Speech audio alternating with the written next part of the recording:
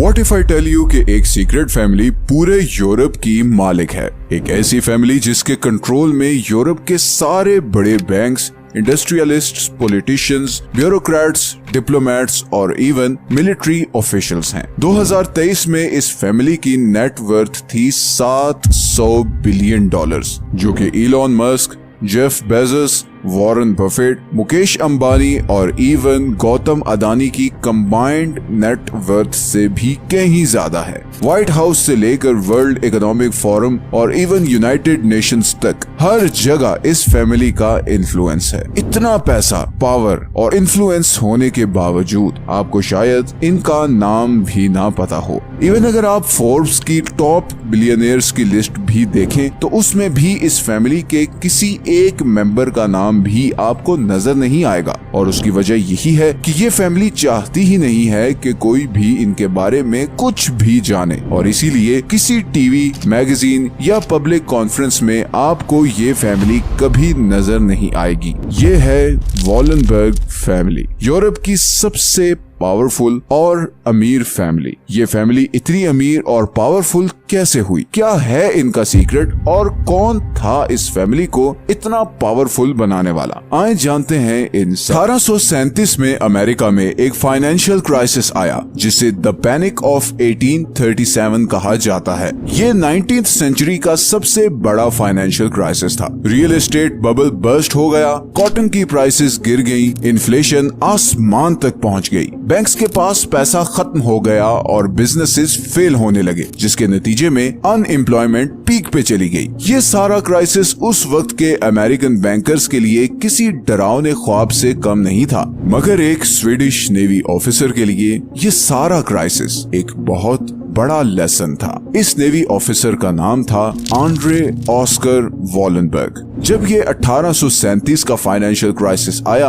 Andre उस वक्त America में स्वीडिश नेवी के लेफ्टिनेंट के तौर पर स्टेशन था। उसने इस सारे क्राइसिस को बड़ा क्लोजली मॉनिटर किया। वो ये समझ चुका था कि इस सारे क्राइसिस के जिम्मेदार अमेरिकन बैंकर्स हैं। उनकी इनकॉम्पिटेंस में आंड्रे के लिए लेसन था कि बैंक्स को कौन सी गलतियां नहीं करनी चाहिए, और ये भी कि उसके अपने कंट्री के बैंक्स एक बहुत बड़ी अपॉर्चुनिटी मिस कर रहे हैं। असल में उस टाइम स्वीडिश बैंक्स बड़े ही घिसे पिटे तरीके से चल रहे थे। सबसे बड़ा प्रॉब्लम ये था कि एक जगह से दूसरी जगह पैसे भेजना बहुत मुश्किल था। इंटरेस्ट रेट्स बहुत ही लो थे, और सबसे बढ़कर स्वीडिश बैंक्स किसी भी इंडिविजुअल या कंपनी को लोन नहीं देते थे। मतलब बैंक्स सिर्फ एक लॉकर या तिजोरी के तौर पर काम कर रहे थे। मतलब ऐसे टाइम पर जब स्वीडन में इंडस्ट्रियलाइजेशन स्पीड पकड़ रही थी, मल्टीनेशनल्स लॉन्च हो रही थी, स्वीडन की इकोनॉमी जबरदस्त बूम एक्सपीरियंस कर रही थी और रेल रोड इंफ्रास्ट्रक्चर डेवलप हो रहा था। स्वीडिश बैंक्स लोन ना देने की वजह से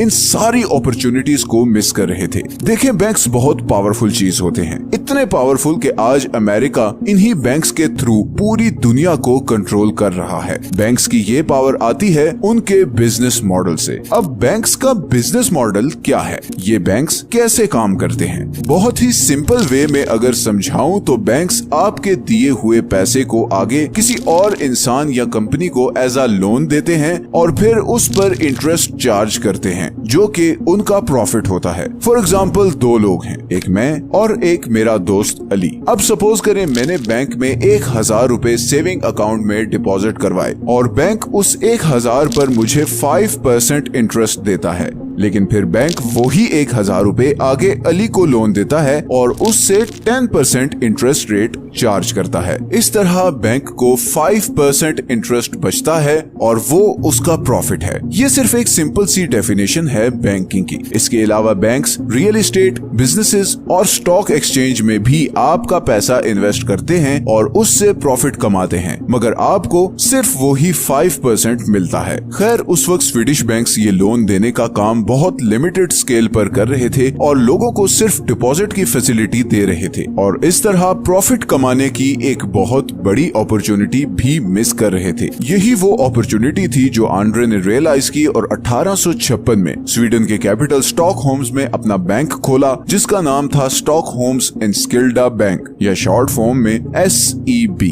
आज से 200 साल पहले बैंक ओपन करना इतना मुश्किल नहीं था जितना आज है। आज तो इतनी रेगुलेशंस और कैपिटल रिक्वायरमेंट हैं कि आम आदमी तो सोच भी नहीं सकता। 19वीं सदी में बैंक ओपन करना इतना आसान था जितना कोई ज्वेलरी स्टोर खोलना। SEB ने पहली दफा स्वीडन में लोगों को ये ऑप्शन दी कि वो अपना पैसा इस बैंक में डिपॉजिट करें और बदले में उनकी सेविंग पे एक फिक्स्ड इंटरेस्ट रेट मिलेगा। स्वीडन के लोगों के लिए ये एक बिल्कुल नई चीज थी, बिकॉज उनके नजदीक तो बैंक का काम सिर्फ ये था कि वो आपके पैसे को सेव करे, जैसे कोई लॉकर या तिजोरी होती है। पर अब उन्हें अपनी सेविंग्स पर प्रॉफिट मिल रहा था। SEB पर लोगों का एक हजूम लग गया। लोग अपनी जिंदगी भर की सेविंग्स लेकर SEB में डिपॉजिट करवाने लगे। इसी तरह क्योंकि उस वक्त इंडस्ट्रियलाइजेशन का बूम था, तो बहुत से बिजनेसमैन SEB से आकर लोन लेना शुरू हो गए। वॉलनबर्ग एक तरफ से आम लोगों की सेविंग्स पकड़ रहा था और फिर वही सेविंग्स आगे इंडस्ट्रियलिस्ट्स और बड़े बड़े बिजनेसमैन को हाई इंटरेस्ट रेट पर एज अ लोन दे रहा था। चंद सालों में ही SEB पूरे स्वीडन पर छा चुका था। स्वीडन के हर बंदे का पैसा किसी न किसी तरह SEB के पास था। मतलब सिचुएशन कुछ ऐसी थी कि या तो आपका पैसा SEB में डिपॉजिट है, या फिर आप SEB से लिया हुआ लोन पे ऑफ कर रहे हो, या फिर आप किसी ऐसी कंपनी में काम कर रहे हो जिसने SEB से लोन लिया हुआ है। पूरी स्वीडिश इकोनॉमी SEB के कंट्रोल में थी, मगर वॉलनबर्ग फैमिली इधर रुकने वाली नहीं थी। उन्हें और पैसा और पावर चाहिए थी। उन्होंने सोचा कि क्यों ना इस सारे पैसे से स्वीडन की सारी बड़ी कंपनीज खरीद ली जाएं। और फिर वॉलनबर्ग्स ने रेलवे से लेकर factories, shipping ports, press, real estate, हर चीज में पैसा इन्वेस्ट करना शुरू कर दिया। स्वीडन की शायद ही कोई इंडस्ट्री हो जिसमें वॉलनबर्ग्स के स्टेक्स ना हो। स्वीडन की सारी इकोनॉमी,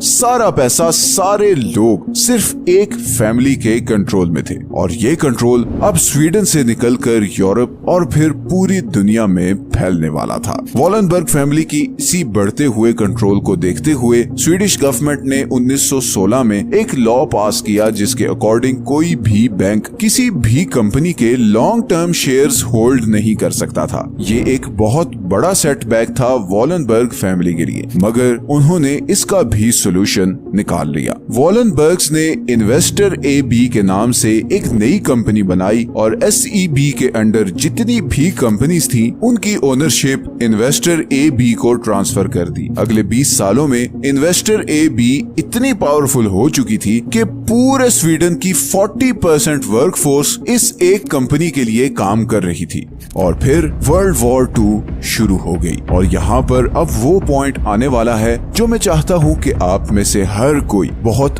ध्यान से सुने। वर्ल्ड वॉर 2 दो ग्रुप्स के बीच में लड़ाई थी। एक ग्रुप एलाइज कहलाता था और उसमें ब्रिटेन, अमेरिका, सोवियत यूनियन और फ्रांस जैसे कंट्रीज थे, और दूसरी तरफ एक्सिस ग्रुप था जिसमें जर्मनी, इटली और जापान थे। इन दोनों ग्रुप्स के लोग एक दूसरे को जानी दुश्मन समझते थे। उनको ऐसा ब्रेन वॉश किया गया था कि कोई भी ग्रुप दूसरे को कम्प्लीटली तबाह किए बगैर उससे बात करने को तैयार नहीं था। दोनों तरफ से लाखों लोग मारे जा रहे थे, और वहीं वॉलनबर्ग फैमिली इस कश्मकश में थी कि उन्हें इन दोनों ग्रुप्स में से किससे ज्यादा प्रॉफिट मिल सकता है। और फिर उन्होंने भी वही किया जो रॉथस्चाइल्ड फैमिली ने किया था। वॉलनबर्ग फैमिली ने एक तरफ अमेरिका और ब्रिटेन को हैवी लोन्स देना शुरू कर दिए, और दूसरी तरफ उन्होंने अमेरिका और ब्रिटेन के दुश्मन जर्मनी की सारी बड़ी हथियार बनाने वाली कंपनीज को खरीदना शुरू कर दिया ताकि जर्मनी को वेपन्स की सप्लाई खत्म ना हो। और ये सब वॉलनबर्ग किसी चैरिटी के लिए नहीं कर रहे थे, बल्कि उन्होंने इन तीनों कंट्रीज से सीक्रेट एग्रीमेंट्स किए जिसके अकॉर्डिंग वॉर खत्म होने के बाद एक तरफ जर्मनी SEB को फ्री ऑफ कॉस्ट जर्मनी में ब्रांचेस खोलने देगा,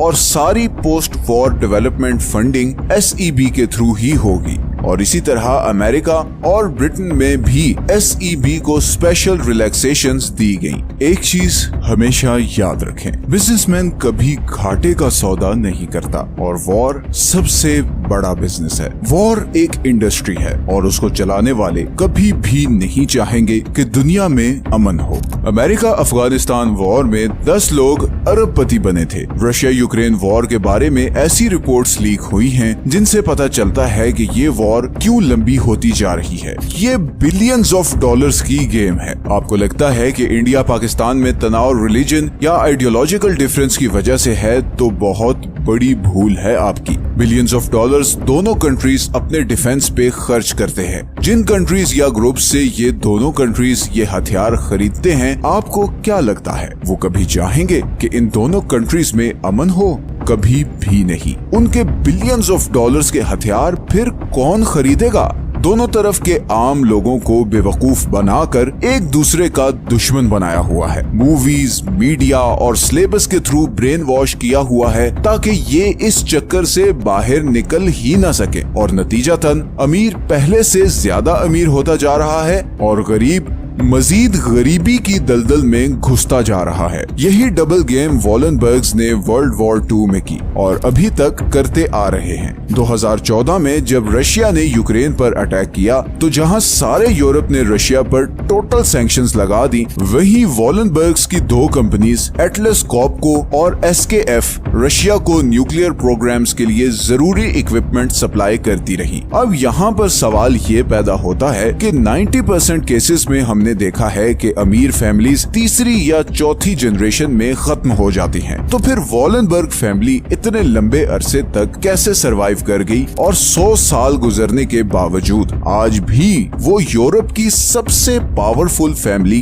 कैसे हैं? वॉलनबर्ग फैमिली ने इस थर्ड जनरेशन कर्ज से निमटने के लिए ये हल निकाला कि किसी एक या दो बेटों को सारा पैसा ट्रांसफर करने के बजाय वॉलनबर्ग फैमिली की सारी वेल्थ एक फैमिली फाउंडेशन में जाती है, और उस फाउंडेशन में फिर काफी सारे मेंबर्स डिफरेंट कंपनीज को हैंडल करते हैं, और इस तरह कोई एक फैमिली मेंबर पूरी वॉलनबर्ग एम्पायर को डिस्ट्रॉय नहीं कर सकता। एक और रूल ये भी है कि जिस फैमिली मेंबर को कोई कंपनी दी जाती है, उसे पहले 8 से 10 साल कंपनी में निचले लेवल पर काम करना होता है, ताकि वो कंपनी के सारे प्रोसेसेस और वर्किंग जान जाए, और अपनी वर्थ प्रूव करने के बाद ही उसे मैनेजमेंट रोल दिया जाता है। यही वो अप्रोच है जिसने इस फैमिली को आज भी जोड़ कर रखा हुआ है, और यही वो चीज है जो वैंडरबिल्ट फैमिली ने नहीं की थी। वैंडरबिल्ट फैमिली 19वीं सदी में पूरी दुनिया की सबसे अमीर फैमिली थी, मगर आज आपको उनका नाम भी कहीं सुनने को नहीं मिलता। 1973 में जब वैंडरबिल्ट फैमिली का एक रियूनियन हुआ, तो उसमें कोई एक फैमिली मेंबर भी मिलियनेयर नहीं था। पैसा, अमीरी, पावर, ये बहुत ही खतरनाक चीजें हैं। इस वीडियो में तो सिर्फ कुछ एग्जाम्पल्स शेयर की हैं हमने आपके साथ। तारीख गवाह है कि इंसान बहुत ही सेल्फिश साबित हुआ है, इतना सेल्फिश कि दूसरे की लाश पे भी उसे अपना फायदा नजर आए तो वो पीछे नहीं हटेगा। अगर आपको आज की वीडियो पसंद आई है तो इसे लाइक और चैनल को सब्सक्राइब जरूर कर दें, और नीचे कमेंट्स में अपनी ओपिनियन जरूर दें। ये हैं वो सारे सोर्सेज जहां से हमने इस वीडियो के लिए कंसल्ट किया है। मिलते हैं नेक्स्ट वीडियो में एक और इंटरेस्टिंग टॉपिक के साथ।